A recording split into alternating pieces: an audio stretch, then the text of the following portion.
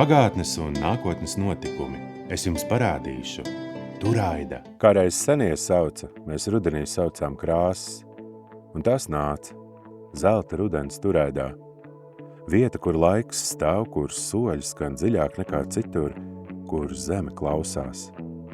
Bet tad krāsas atkāpās, tās paslēpās pazemē pie tiem, kas bija pirms mums, zeme apklusa, baltums pārklāja pēdas, lai robežas pazustu.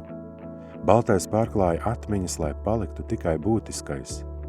Mēs domājām, viss ir beidzies, bet nē, zeme nekad nebeidzas. Tā guļ, tā sargā, tā gaida.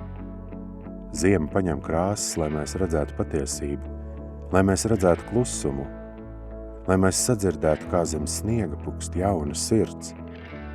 Manbaltā pasaule nav tukša, tā ir robežstiga, starp dzīvajiem un tiem, kas atceras, starp vakardienu un rītu.